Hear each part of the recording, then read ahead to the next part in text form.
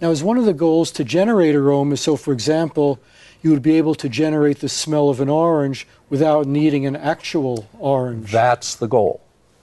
So the idea is we can mimic other things. Ultimately, we can mimic other things with generally recognized as safe combinations of chemicals. Now, could these chemicals be generated in the lab? Or would you have the problem of, well, maybe we'll run out of this chemical, so we can't generate this aroma? A lot of chemicals are now generated in the lab, so they've been isolated from nature, determined what they structurally are, and people have figured, like vanillin, they figured out how to make the primary odor of vanilla. But there are secondary traits in all natural products that they've been unable to mimic. Since we can measure it, we now can start to mimic some of those things. Let's talk about some of the possible uses. Let's say that you master this technology and you can record aromas, play them back at will, or maybe even have an aroma editor where you can put aromas in any combination. How would that be useful? What would be some of the main uses of that? Well, initially what we're working on first is, as I said, a platform for use in the food and beverage and consumer packaged goods industries. So companies can design new perfumes, new wines, or redesign as needed.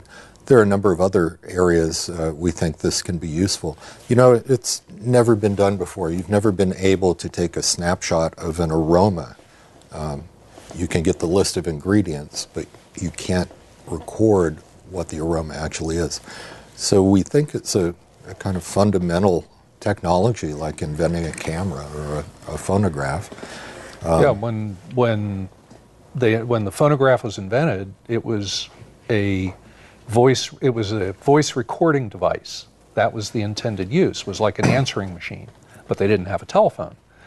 So it's the same kind of, you don't know what's going to come from this, but you can imagine a lot of things. One of the things you can imagine is, I remember growing up my grandmother's date nut cookies. Okay, I remember that, but how do I transmit that to the next generation?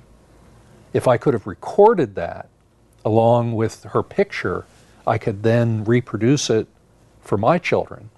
Okay, or I could reproduce it in real life if I had an emitter device, so that if I want to remember my grandmother and look at her pictures, I can evoke that smell that I remember. I've heard that there might be a lot of medical uses for this, like medical diagnostics. I've heard that dogs can sniff out certain cancer cells. A dog can diagnose you for some types of cancers, some dogs.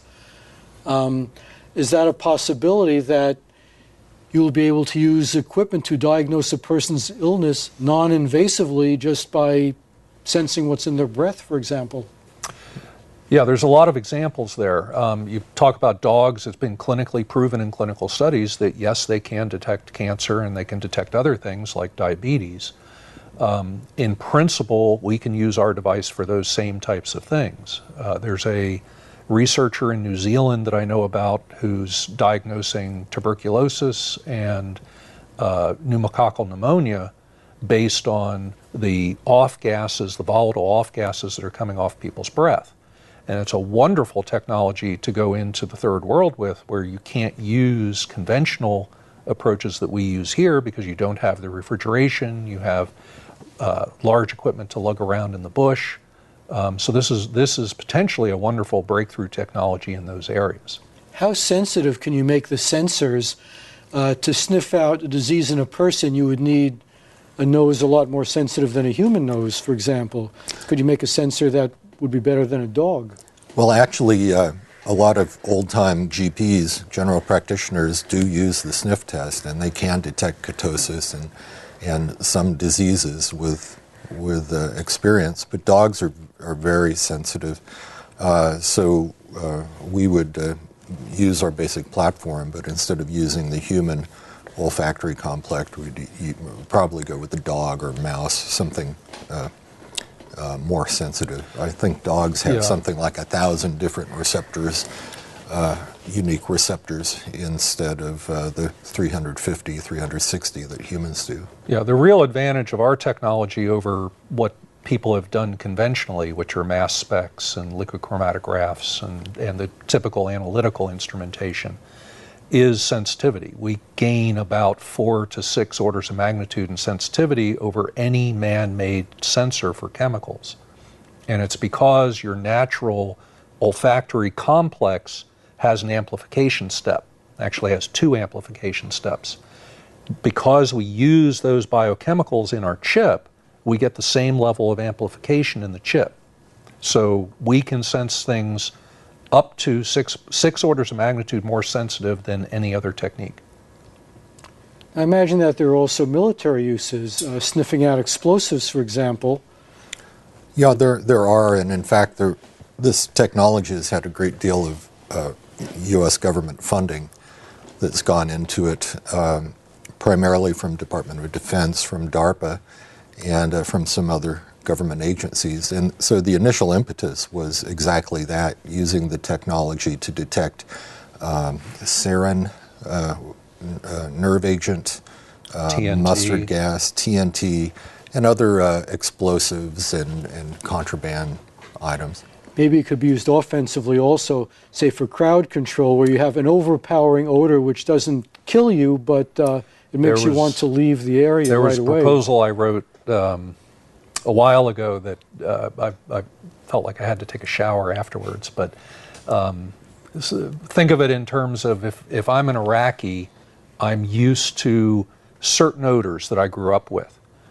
A U.S. Army checkpoint doesn't have those odors. It has Old Spice, pizza, and beer. 3 things I've never experienced in my life. So how do I make a U.S. checkpoint or a U.S. embassy smell more like an Iraqi neighborhood on a calm night? And this technology potentially can do that kind of thing. So you can record smells theoretically and then play them back. And then try to mask the odors in a given area and play it back. You see this in, already you see this in corporate, in retail settings. A lot of retail stores like Macy's or Nordstrom's will kind of mold the aromascape that you're in. And certainly casinos are probably the best at this. Well, perfume's a very big business. Will we have customizable perfumes that you just whip up on your computer at home? That is entirely possible. One of the, if you look at the growth of internet advertising, one of the things you cannot advertise over the internet or even over the television is food odors. What's it worth to Pizza Hut to have the scent of a freshly baked pizza come across your TV set at 6 o'clock at night? It's priceless. So the TV, of course, would have to be manufactured to be able to do that. Very easy to add those kinds of things on, just like you add, it would be in the carrier signal, and obviously there's a market to be tapped there, but just like you add the sound to a television, you can add an odor track to the television. I remember in the past in the movies there were some experiments with Smellovision where you try to have authentic smells of what was happening in the movie. I don't think it was a big commercial success, but all the attempts we've seen in this space are pretty sparse on underlying science. And so the example you're giving, I think I remember that too. They would give you a card to at a certain point in the movie you scratched a panel and it smelled like chocolate or like gunpowder. Very crude. So, what we're talking about is you would have a peripheral much like an inkjet printer.